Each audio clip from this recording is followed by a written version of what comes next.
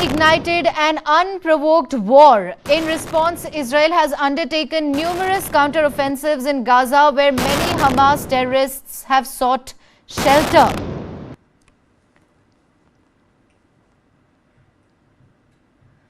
That's the latest from the Israel-Hamas war, day 9. Both sides have suffered casualties. The death toll in the Israel-Hamas war stands at over 3,500. More than 10,000 people have been injured. There are reports that Israel is preparing for a ground invasion in the northern part of Gaza, which includes Gaza city itself. Meanwhile, US and UK have asked their citizens to get closer to Rafah so that they can escape when Egypt allows people to cross over. United States has also moved its second aircraft carrier to Eastern Mediterranean. That's the latest from day 9 of the Israel-Hamas war. Joe Biden has also called Netanyahu as well as the Palestinian president. That's the sum up of what has happened on day 9 of the Israel-Hamas war so far. Israel has also issued warning as residents flee the Gaza assault. Authorities have asked, the Israel Defense Forces have asked around 1.1 million people to evacuate from northern Gaza and go towards the southern part of the strip.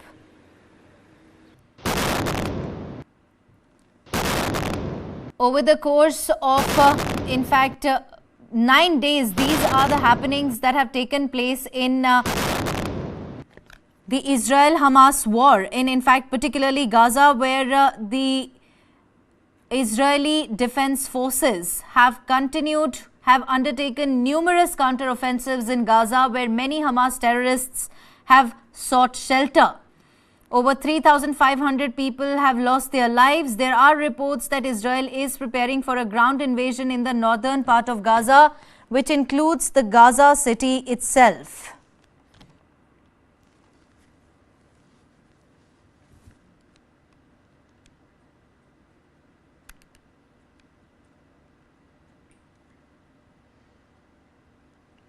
Over the course of the day, the IDF continued to strike Hamas military targets in the Gaza Strip, including several areas. Now, the targets that were struck include terror operatives, operational command centers, and dozens of mortar shell launchers.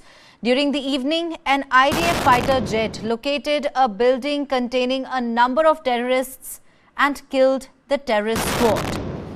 Additionally, during the afternoon, the IDF identified a number of Hamas operatives exiting a terror tunnel in the Gaza Strip. An IDF aircraft killed the terrorists and struck the terror tunnel that they exited. The IDF continued to target Hamas terrorist organization operatives and degrade their capabilities. The IDF there continuing to target various places where the Hamas is said to have taken shelter. Now, the places where the IDF continued with its strike include Jabalia, Zaytun, Al Furqan and Beit Hanwan. These targets were struck include terror operatives, operational command centers and dozens of mortar shell launchers. There have been several main faces of the Hamas terrorist organization that have already been killed by Israel after it vowed to teach Hamas a lesson that the coming generations will continue to remember for years to come.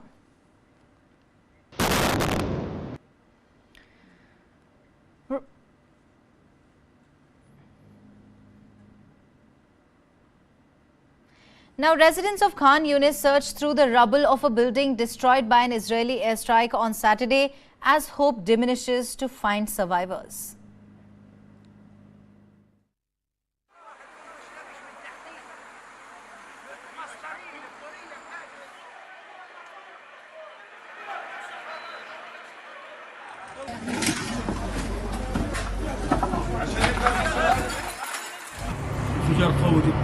It was an extremely strong explosion. We were surprised as we were asleep, my children, wife and I. When we woke up, we saw that my home and my brother's house were damaged, while the neighbours' houses had collapsed. We rushed to where the strike hit. and were surprised to see that a 3-story building had collapsed and there were martyrs under the rubble. We called the medics and bulldozers to remove the rubble. Martyrs are stuck under the rubble, and until now, neither us, nor the medics, nor the civil defence are able to take them out.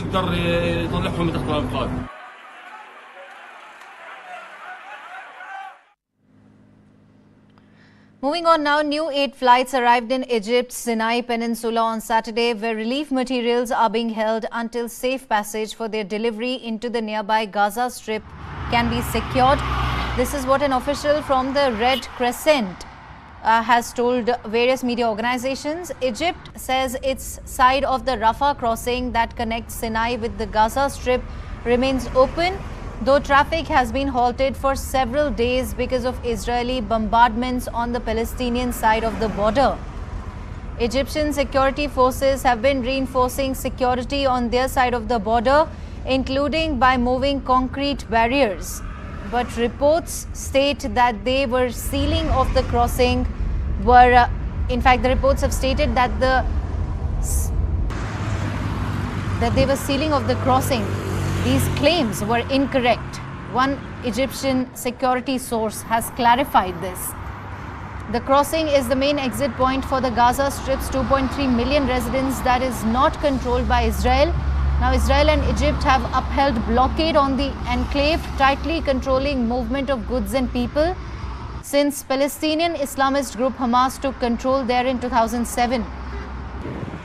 The Israeli military spokesperson said on Saturday that the border remains closed and any crossing to the Egypt needed to be coordinated with Israel. 2 flights, including one from Turkey, arrived at Al Arish, about 45 kilometers from the Gaza border, bringing the total number of planes that have arrived this week carrying humanitarian relief for the Gaza to at least 5. Now, the Red Cross official, in fact, also stated this.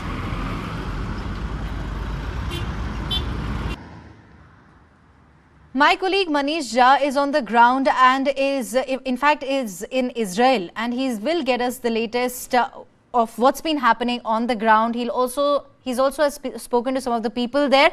Let's quickly take a look. इस वक्त DAY-9 के कैमरे पर आप देखिए कि mark 4 tank में जो टैंक के सेल को टैंकिस्ट प्लेस कर रहे हैं उसको आप देखिए कि कितना बड़ा सेल है। तो आप सोचिए कि एक तरफ से जहां हमास के रॉकेट के हमले हो रहे हैं, वहीं दूसरी तरफ जो मार्क 4 टैंक के सेल से उसका जवाब दिया जाएगा और बीच बीच में जो धमाके की आवाज़ यहाँ पर बॉर्डर पर सुनाई देती है, फ्रंट लाइन पर सुनाई देती है, वहीं ठीक दूसरी तरफ देखिए अमित, दूसरी तरफ आप दिखाइए, बहुत सारे जो टैंकमैन हैं वो एक एक सेल को लेकर जा रहे हैं और उसको अपने अपने टैंकों में। तो देखिए कभी भी शुरू हो सकता है ये ऑपरेशन। कुछ घंटे के बाद हमास पर को नेस्तनाबूद करने के लिए ये ऑपरेशन जो होगा, उसके लिए देखिए अभी किस तरीके से इस टैंक में जो टैंकिस्ट हैं वो सेल को प्लेस कर रहे हैं ताकि एक साथ अटैक किया जा सकता है।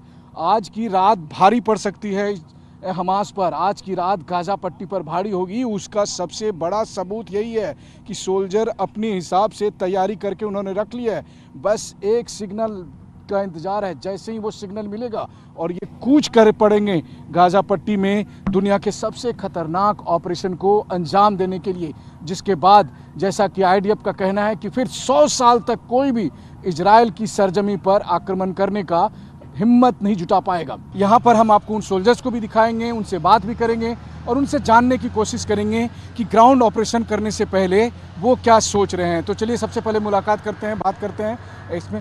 हाय, this is Manish Jha, I am from India. Hi, Gabriel. So Gabriel, you are here and any moment you can go for war.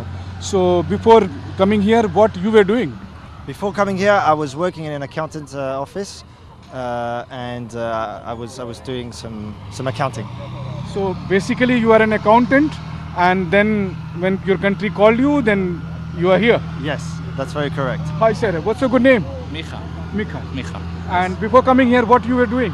I'm a school teacher. I teach. School teacher. Yes, I teach civic studies and mathematics to the 10th grade. And now you are having weapon. I'm having a weapon because that's what my country needs. I hear the call and I have to come here. Not something that I really want to do, but something that I have to do. You know, I was in Russia last year. I saw lots of Russian citizens were leaving the country. But when I was coming to Israel, I saw lots of Israeli persons were coming back to to Israel. So, do you think that this is the specialty of all Israelis? Whenever your country needs you, you are here. Yes, as we see by the statistics, reserve soldiers are being 150% of reserve soldiers arrived. For myself, I didn't even receive a formal invitation to come here. When I saw the situation on Saturday, I took my uniform, took my bag, packed it, and although we don't have public transportation on Saturday, I asked my father to take me right down here. Oh my God! So normally, how much time you get when you call for the duty? It really depends. It varies. We were called up straight away. I was called up straight away, but it depends on people, and it depends on the situation. So both of you have a first experience to come at the ground zero, like Operation Zone. Again, I'm sorry. My question is that both of you have a first experience to do duty at Operation Zone. Well, I didn't take any part on any formal operation. We served in the regular forces. You know, all the only the batash. Daily operational Daily duty. operational defense missions. Yeah, that's what we did. My question is, before coming to war zone, what was your job? Like what you were doing? My job is to prepare now for the next step. I don't know what we're going to do. I can't talk about it. Yeah. But we are prepared, like you see, and that's all. Israel going to win this war. Okay. All the terror going to. Okay, and you were saying me that you have some connection with India. So please tell us, what is your connection with India? What? I didn't. The understand. India link. What is your connection with India? My father. Born in India. Uh-huh. I don't remember which city, Uh-huh. but he's born in India, and you know, I have a big connection to India. Oh, great. So have Okay. you visited India? Not because I'm here, Uh-huh. but after I'm Afterward, you will visit India. Yeah, I will visit, and maybe we see on a cup of coffee one Oh, day. great. Good. Thank you very much. Thank you so much. Thank you. I'm just asking, so when you got information that you have to come here, so what was your reaction, your family's reaction?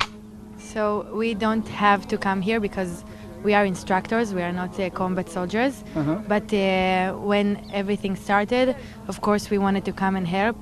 And our families are worried, I think everyone is worried. But we know we have to do this, we have to help. So we are here.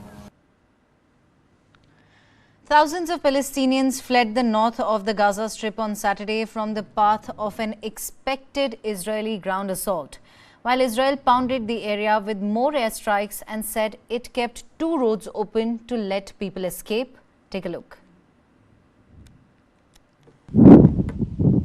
As explosions were seen on the Gaza City skyline Saturday, the Israeli military said its forces were preparing to implement a wide range of operational offensive plans with, quote, an emphasis on significant ground operations. Thousands of Palestinians continue to flee the northern Gaza Strip ahead of an expected Israeli ground assault, while Israel said it kept 2 roads open to let people escape.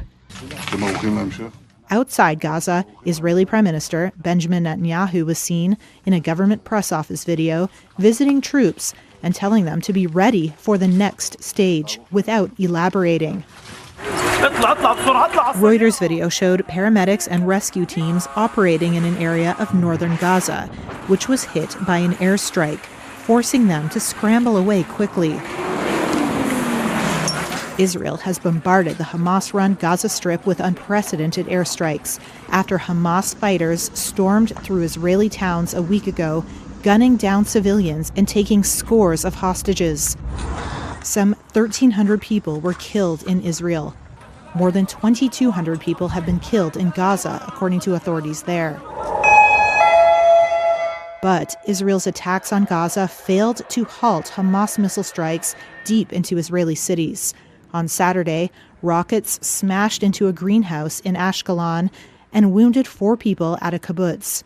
Back in Gaza, crowds of foreigners hoping to escape waited at the Rafah border crossing with Egypt. Egypt said its side is open, but traffic has been halted for days because of Israeli strikes. This young British girl said she is desperate to leave. I'm really in fear, and every time I just have to have the thought of me dying in a bomb in Gaza.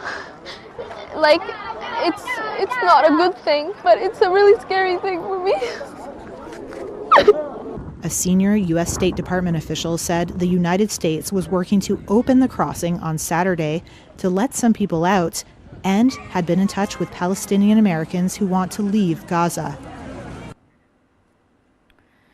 Israeli infantry made their first raids into the Gaza Strip on Friday since Hamas fighters rampaged through southern Israel, and Prime Minister Benjamin Netanyahu said a campaign of retaliation had only just begun. אנחנו הולמים באויבינו בעוצמה חסרת תקדים. Prime Minister Benjamin Netanyahu said Israel was, quote, striking at our enemies with unprecedented might on Friday, and emphasized that, quote, this is just the beginning. Israeli infantry made their first raids into the Gaza. Fighters stormed through towns and villages in southern Israel last week, killing 1,300 Israelis, mainly civilians, and making off with scores of hostages. Netanyahu added, our enemies have only begun paying the price, and I won't detail what is yet to come. So far, troops backed by tanks have mounted raids to attack Palestinian rocket crews and sought information about the location of hostages, according to an Israeli military spokesperson. This follows airstrikes that Gaza authorities say killed nearly 2,000 people. On Friday, Israel gave more than 1 million residents of the northern half of Gaza 24 hours to flee to the south to avoid an onslaught. Hamas vowed to fight to the last drop of blood and told residents to stay. The situation in Gaza has reached a dangerous new low. Meanwhile, UN Secretary General Antonio Guterres warned of a disaster if so many people were forced to flee, and said the siege of the enclave should be lifted to let in aid. We need immediate humanitarian access throughout Gaza so that we can get fuel, food and water to everyone in need. Even wars have rules. Earlier, a UN spokesperson said it would be impossible for Gazans to obey Israel's relocation order without devastating humanitarian consequences. Israel responded that the UN should condemn Hamas and support Israel's right to self-defense. Tens of thousands are estimated to have fled south in Gaza after the notice to evacuate, the UN said Friday. Gaza authorities said 70 people were killed and 200 were wounded when Israel struck cars and trucks carrying people fleeing. Reuters could not independently verify the reported incident. Several thousand Gaza residents could be seen on roads heading out of the northern part of the Gaza Strip after Israel ordered more than 1 million people to leave within 24 hours. Watch this report. Carrying mattresses and personal belongings, residents of Gaza City were seen walking south on Friday after Israel ordered more than 1 million people to leave the northern half of the Gaza Strip within 24 hours. Israel said troops backed by tanks had carried out raids inside the Gaza Strip Friday. That was its first announcement of a shift from an air war to ground operations in order to root out Hamas fighters a week after their deadly rampage in southern Israel. Hamas, which controls the densely populated area, told Gaza residents to stay put despite Israel's deadline. Mosques broadcast the message, hold on to your homes, hold on to your land. While many residents said they would not go, several thousand people could be seen on roads heading out of the northern part of the Gaza Strip, but it was impossible to tell their exact numbers. The United Nations said Israel's call for Gaza civilians, over 1 million of them, to leave was impossible to carry out, quote, without devastating humanitarian consequences. Here's UN spokesman Rolando Gomez. The United Nations strongly appeals for any such order to be rescinded, avoiding what could transform what is already a tragic situation into a calamitous situation. Israel rebuked the UN statement, saying it should condemn Hamas and support Israel's right to self-defense. Since Hamas fighters burst across the barrier fence and killed 1,300 Israelis on Saturday, Israel has responded with the most intensive airstrikes of its 75-year conflict with the Palestinians. Gaza authorities say 1,800 people have been killed. The United Nations says 400,000 people have already been made homeless. The Reuters video journalist Issam Abdullah was killed and 6 others were injured in southern Lebanon on Friday when missiles fired from the direction of Israel struck them. The Israeli army says it will investigate the death of the Reuters journalist. The Israeli army said on Saturday that it was investigating an incident in southern Lebanon in which a Reuters journalist was killed and 6 others injured. A military spokesman said the death of Issam Abdullah was, quote, a tragic thing. A Reuters videographer who was at the scene on Friday said missiles fired from the direction of Israel struck the group. Alongside journalists from Al Jazeera and AFP, the Reuters team was providing a live video signal for broadcasters near Alma al-Shab, close to the Israel border, where the Israeli military and Lebanese militia Hezbollah have been trading fire in border clashes. While other news outlets, including the Associated Press and Al Jazeera, said the missiles which killed Issam Abdullah were Israeli, Reuters could not establish whether they were fired by Israel. Israel's UN envoy Gilad Erdan spoke to reporters at a briefing on Friday. Obviously, we would never want to hit or kill or shoot any journalist that is doing his job. But, we're in a state of war. Things might happen. UN Secretary General Antonio Guterres said the incident underlines the danger of the conflict spreading and the risks to reporters. I want to say how much this demonstrates the enormous risk of spillover of this conflict, namely in relation to Lebanon. And I want to pay tribute to the journalists that so many, unfortunately, the largest number ever last year, so many journalists are paying with their lives the work they do to bring truth to everybody in the world. And I present to their families my deepest condolences. 2 other Reuters journalists, Te'er al-Sudani and Meher Nazir, who were wounded in the incident, were released from a hospital after receiving medical care. Now we have an important update coming in regards with the Israel-Hamas war, where an IDF spokesperson is giving us an update regarding the war. Let's take a look. I'd like to focus on the current situation. During the night, there were rockets fired at Tel Aviv and southern Israel. There is still combat in and around the northern part of the Gaza Strip, and the IDF continues to operate above the Gaza Strip and to attack different military targets belonging to Hamas. Now, we have called on the civilian population, and this isn't news, we have called on the civilian population in Gaza City and the northern part of the Gaza Strip to evacuate south of the Gaza River.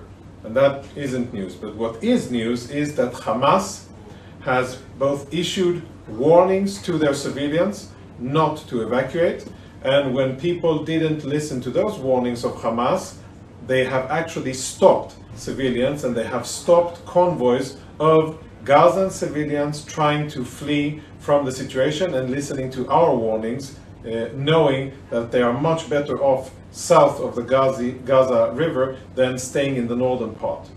There's a picture here on this side where you can see an aerial footage of 2 vehicles, these 2 vehicles here. That's a zoom in, and this is the same 2 vehicles, and you can see the line of civilian vehicles trying to go from north to south being blocked by 2 other vehicles. And that corresponds with intelligence and information we have from various sources that Hamas is indeed actively preventing civilians from leaving the south. Now, if that isn't the most sinister and vile use of civilians during war, I don't know what is, but it again goes to show the lack of any value for human life with the terrorist organization Hamas. Now, there have been reports of a convoy or vehicles of Gazans that were going from north to south on Salahuddin Road, which is the main street in the Gaza Strip. Here it goes from north to south, and there were reports of Gazan casualties. Now, I'd like to say something about reports coming out of the Gaza Strip. The Gaza Strip, there aren't 2 governments there. There's one government. The government is Hamas. So when the so-called Gaza Ministry of Health issues information, the amount of people killed, if they were armed people or not, if they were men or women or children, obviously that information is authorized by Hamas. And it's okay for release by Hamas, and it would serve the purposes of Hamas. So when you get information, if you're a journalist, or if you're just listening to what's going on, and you get information from the Gaza Strip, please be very, very skeptical of the veracity and ask yourself, why was this information disseminated, and how does it serve Hamas and its propaganda purposes? And I'd like to show you something. This is footage made by local Gazans of that incident. And you see the explosion there? We're going to zoom in. You know what? We're going to show it again, just so you can see it better. Vehicles traveling, some guy is filming, and then all of a sudden, a big explosion. Now, you can't see it now, but we've zoomed in. Actually, we haven't. People who know how to do it around the world, forensic analysis and other people, visual imagery experts, they've zoomed in and they've enlarged the area of the explosion. That's one of those pictures. And here's another picture, a little bit zoomed out, of the same very incident. They've basically isolated the frames and looked and wanted to understand where the explosion started and what it looks like. Now, I'm no forensic expert. I wouldn't be able to say if this is a roadside IED or if this is a strike from above. But what I am able to say with confidence, because we have asked, is that the IDF did not purposely strike in that area. There was no targeting of vehicles, there was no targeting of civilians, specifically because we want we don't target civilians anyhow, but specifically because we wanted people to go south. So it makes no sense for the IDF to have done it. Who would want to stop those same civilians? The same organization that did the roadblocks, Hamas. Now, again, this isn't conclusive. What is conclusive is that we for sure didn't strike on purpose. It may have been some kind of a freak accident, which I doubt, but I think that this visual imagery, and by the way, both BBC and other media outlets and many on Twitter have looked at this and analyzed it, and there are questions about what happened here and how that explosion occurred. And again, any information coming out of the Gaza Strip authorized by Hamas should be treated with extreme caution and suspicion because it serves their propaganda purposes. We are deployed, and with this I will conclude our briefing, we are deployed along the Gaza Strip with our ground forces, and we are preparing ourselves for the next stage of operations. We again call on the people of northern Gaza, Gaza City, and all the northern environment in this area here to go south, listen to our warnings. We are saying that there's going to be significant military activities here, and we urge the civilians to evacuate for their own safety. And I think it is appalling that Hamas isn't letting people to evacuate. Let that sink in, and again, in the bigger picture of things, who is on the right side, who is trying to do the right thing, and who is cynically using civilians and civilian infrastructure time and again for their vile purposes. We are trying to do the right thing, and the next stage of operations will be enhanced operations against Hamas until we will dismantle Hamas and its military capabilities. The leader of the Palestinian Islamist Hamas group said in a video released on Saturday, the 14th of October, that Palestinians will not leave Gaza or the West Bank to migrate to Egypt. Ismail Haniyeh made the statement from an unknown location via a televised address. Hamas fighters burst out of the Gaza Strip a week ago and launched a deadly assault on Israel, civilians as well as soldiers, triggering heavy bombardment of Gaza. Let's quickly take a listen as to what he had to say. There will be no migrating from Gaza, no migrating from the West Bank, no migrating from Gaza to Egypt. And here, I would also like to salute the stance of our siblings in Egypt and who maintains that Egypt is indeed a country and is our sibling and a refuge and is welcoming to the Palestinian people, but not on the grounds of migration or displacement, and neither of us can ever accept that. And I say to my siblings in Egypt, our decision is to stay in our country, so your decision is our decision. And standing in the face of the Zionist plan that is supported by the American administration, we will make it fail, God willing. I highly appreciate, in the name of Palestinian people, these rallies and these flooding of masses, and I call it for it to continue. Now, Israel on Friday, in fact, has told the population of the north of the Gaza Strip, estimated more than 1 million people, to leave as it threatens to launch a ground offensive into the enclave. Egypt shares a border with Gaza and has been alarmed by the possibility that its residents could be displaced by Israel's siege and bombardment of the territory. Now, like other Arab states, Egypt has also said that Palestinians should stay on their lands as the war escalates, and that it is working to secure delivery of aid into the Gaza Strip.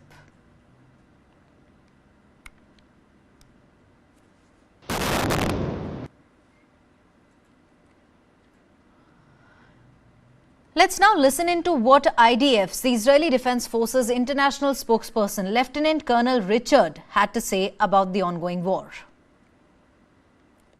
The IDF is calling for the people of Gaza to evacuate to southern Gaza for their safety. Israel and Hamas are at war, a war that Hamas started with a brutal massacre. They've continuously attacked Israel every day since. We have a responsibility to protect our people and make sure this thing never happens again. That is why the IDF is operating to eliminate Hamas in Gaza. Our war is not with the people of Gaza. Let me say that again. Our war is not with the people of Gaza. We are calling on the residents of Gaza City to evacuate southwards for their own safety. Not just because it's international law, because it's our values, our morals, and we demand no less. Our warnings are to save Gazan civilians, civilians that Hamas believes are more valuable dead than alive. Hamas has already told civilians in Gaza to ignore the warnings, calling them fake, and even stopping them physically from leaving Gaza City. Hamas is responsible for the people of Gaza. The IDF is responsible for defending the people of Israel. Amid the ongoing Israel-Hamas war, India has launched Operation Ajay to facilitate the return of those who wish to come back home. A fourth flight under Operation Ajay carrying 274 Indian nationals reached Delhi airport from Israel on Sunday. The Indian nationals were received by Union Minister General V.K. Singh at the Delhi airport. Right on your screens are the visuals of those Indians who were stuck in Israel and have now safely returned to India. Do remember that the External Affairs Minister S. Jaishankar had stated that out of the 18,000 people who are currently, 18,000 Indians who are currently in Israel, whoever wants to come back, the Indian government will facilitate their safe return. A series of attacks on Israeli towns by Hamas militants over the weekend triggered fresh tensions in the region.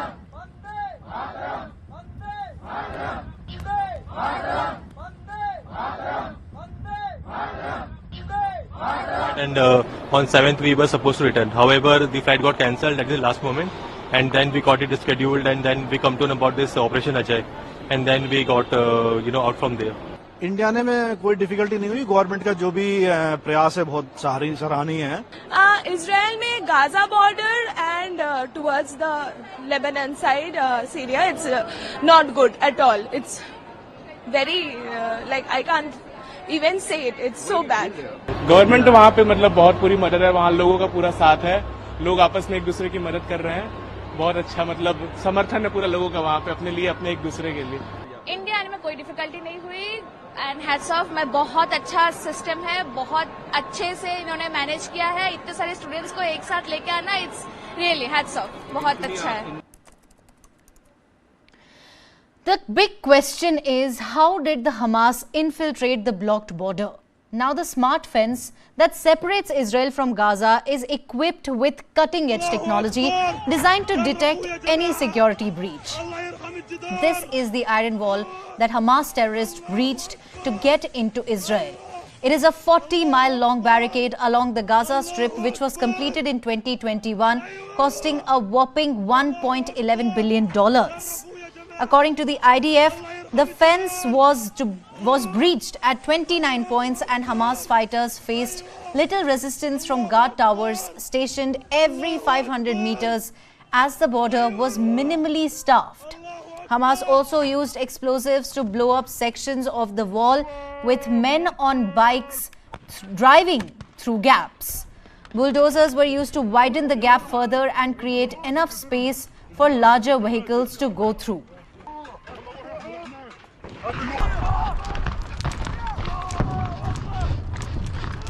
The big question, how did Hamas infiltrate the blocked border? We here at News9 are getting you the answer. The smart fence that separates Israel from Gaza and is equipped with cutting-edge technology designed to detect any security breach.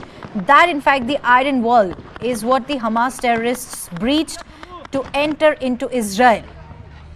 The Israeli Defense Forces have said that the fence was breached at least at 29 points and Hamas fighters faced little resistance from guard towers who were stationed every 500 meters as the border was minimally staffed. It's clearly an intelligence failure, one of the biggest intelligence failures in the history of Israel. And in fact, there Hamas also used explosives to blow up sections of the wall with men on bikes driving through gaps.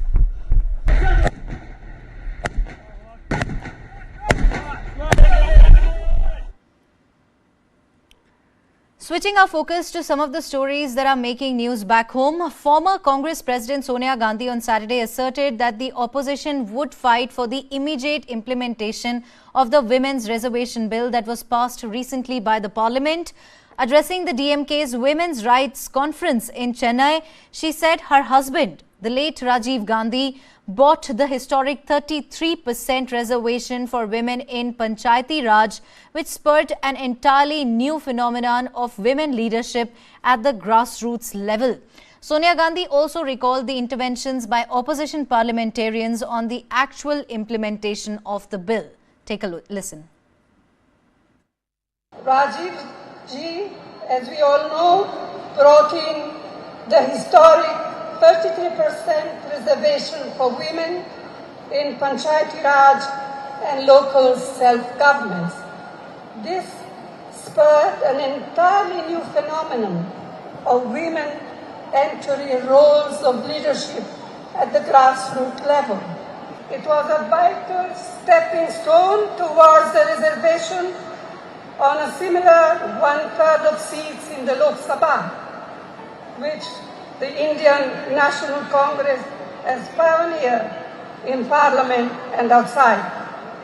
Now, the Women's Reservation Bill has finally been passed due to our relentless persistence, all of us, not just Congress, our relentless persistence and effort.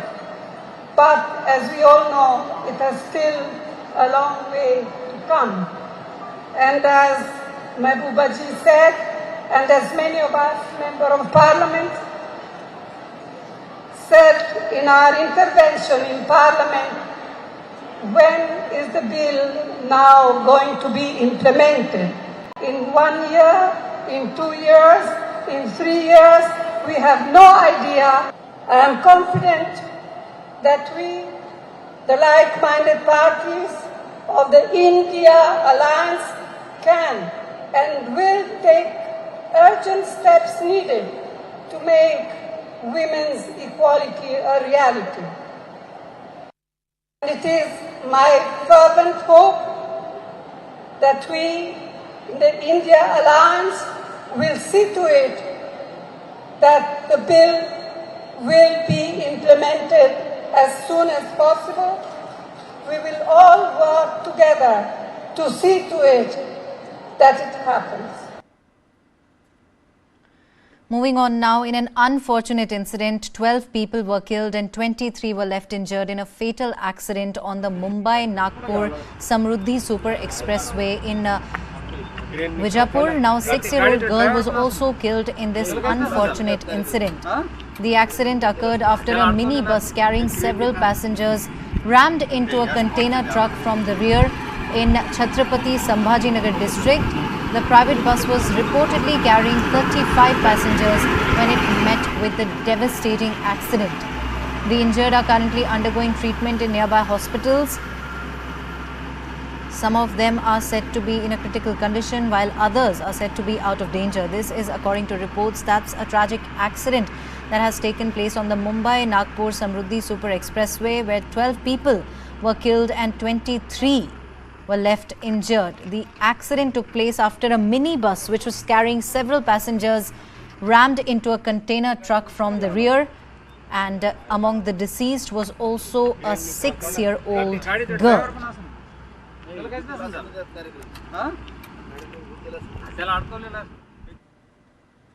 Switching our focus now, spectators gathered at Albuquerque, New Mexico and at Capitol Reef National Park outside Torrey, Utah on Saturday to watch the annular solar eclipse. Take a look.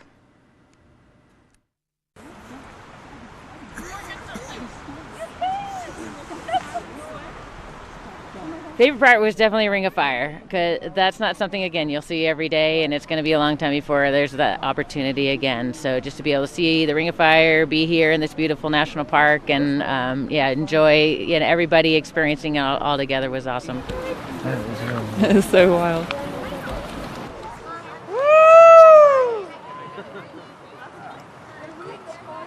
So that minute out for about less the max. Tell us about the max. Less than a minute away. Oh, it was incredible. It was way more than I thought it would be. Just when it got to the full ring, that was just amazing to see.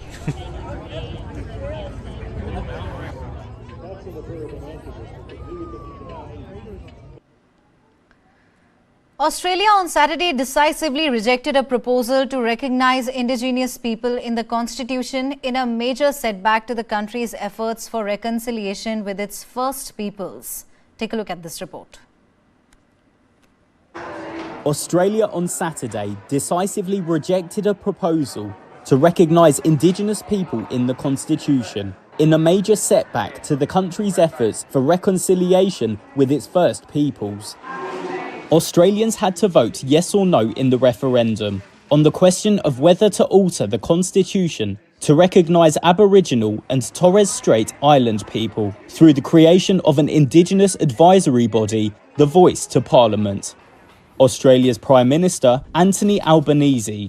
At the outset, I want to say that while tonight's result is not one that I had hoped for, I absolutely respect the decision of the Australian people and the democratic process that has delivered it. Australian media projected that at least 4 states would vote against altering the 122-year-old constitution, including New South Wales, Tasmania, Queensland and South Australia. A successful referendum requires at least 4 of the 6 states to vote in favour, along with national majority. Because of Australia's time zones, voting in Western Australia was still underway as it became clear the referendum was lost. Emotions ran high in the Yes campaign camp. Auntie Shirley Lomas is an Indigenous leader. I imagine today most of the visceral voters would have voted no, and that's because of an ingrained and deep-seated fear, and they wouldn't use their intellect to vote yes. Australia's Indigenous citizens, who make up 3.8% of the country's 26 million population, have inhabited the land for about 60,000 years, but are not mentioned in the Constitution. They are, by most socio-economic measures, the most disadvantaged people in the country. Many Indigenous people favoured the change, but some said it was a distraction from achieving practical and positive outcomes. The political opposition has criticised the measure, saying it is divisive, would be ineffective and would slow government decision-making. Well, that's all we have in this edition of the Bulletin. Thank you very much for watching. Have a great day ahead.